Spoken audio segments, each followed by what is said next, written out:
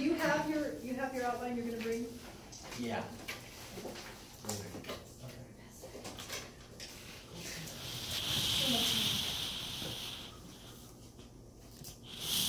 You good? Yep. I think you're good. Are you good, Miss Keith? Or mine? Go ahead. Go ahead. Money. You know, it must be a stressful job being in the Secret Service. Maybe not with this particular president, but with most presidents, you want to keep them alive, right?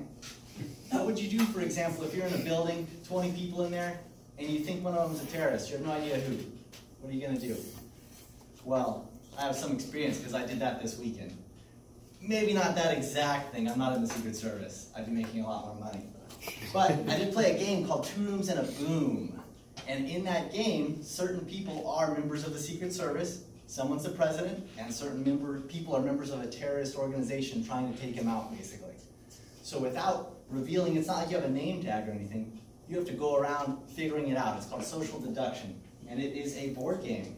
My artifact is hard to see, but I have a PowerPoint to show you bigger ones.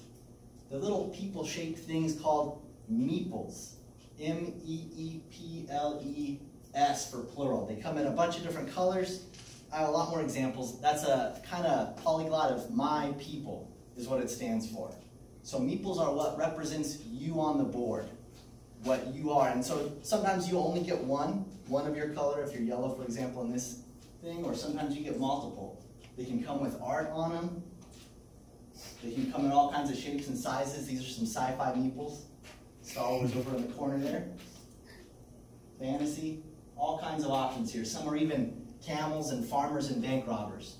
So the general Meeple shape is just that kind of star pattern, and that is representative of the board game community. There's a bunch of different types of games, a bunch of different types of Meeples, but that basic shape is kind of the symbol that that community has co-opted as its own. Because you don't find that too many other places. It's not like, I accidentally bought this thing to use in the kitchen. That's not something that happens. So when you see that symbol, or you see that on a shirt or something, you know that person plays board games. Maybe not your particular games, but they definitely play board games that are aware of that community and they're aware of that culture. Now, I personally own right around 170 board games right now. And I visit a couple with 3 kids on the weekend. They're at 1,700. Yeah, so that's quite a bit. And they have games that we play with their kids. I have games I play with my grandparents. I have games I play with my parents. I have 2-player games I play with my spouse. So there's a lot of different options here. It's not, I know that you all are probably aware of Monopoly. That's a bad game. I would never play Monopoly again in my life.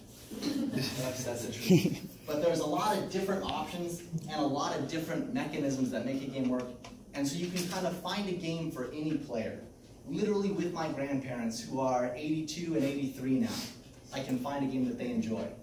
With those 3 kids that I play with, 2 of them are 8 years old and 1 of them's 14, and yet we all can find a game that we play together, and we all have a good time. So board gaming, to me, it's kind of a way to come together with your friends and be away from a computer screen, be away from the TV for a while, spend time interacting with each other. These are a bunch of different mechanisms that can happen in a game. A lot of that's probably gibberish to you guys, but it's different types of playing a game. You know, Monopoly is basically roll and move. You just roll dice, move a guy, and see what happens. That's kind of why it's bad game design. The one I told you about, 2 Rooms and a Boom, is all social deduction. You're trying to deduce something about the other players. There's limited information, right? So there's a lot of different ways that this culture is important to me and important to my life and important to my family.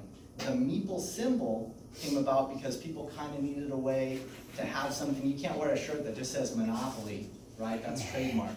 So the board gaming community needed their own symbol to kind of take hold of and grab onto.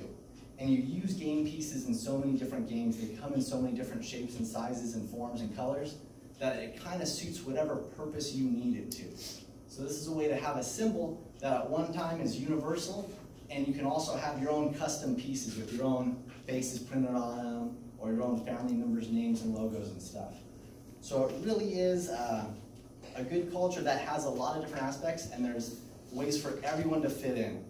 There's even, I am not LGBTQ, but I'm very open to that community, and so is the board gaming community, actually. There's a bunch of different flags with rainbow Meeples on them and stuff, which is something they do, which is great to me. I like that it's such an inclusive culture, right? because I think it's important that any culture I'm a part of and any culture that has a symbol is something that I am happy to be a part of and is inclusive to all cultures. And a lot of things are universal in board gaming. If I take a meeple like this or any of those other basic ones and I go to a different country, I go to Japan, I go to Taiwan, I don't speak any of those languages. If I had a meeple shirt on and walked into a game shop, I guarantee you I'd be playing a game within the minute. So that's basically this whole gaming culture thing. And there is games about making dresses, there are games about farming, there's games about cooking food, there's games that are timed, there's games for everyone. And I know it sounds kind of nerdy and dumb, but I hope you all at least take the time to look it up, maybe check it out. I play board games with my rock climbing buddies. I play board games with my nerdy friends too. So please, please, please, we'd love to have you in the community. And that's my speech.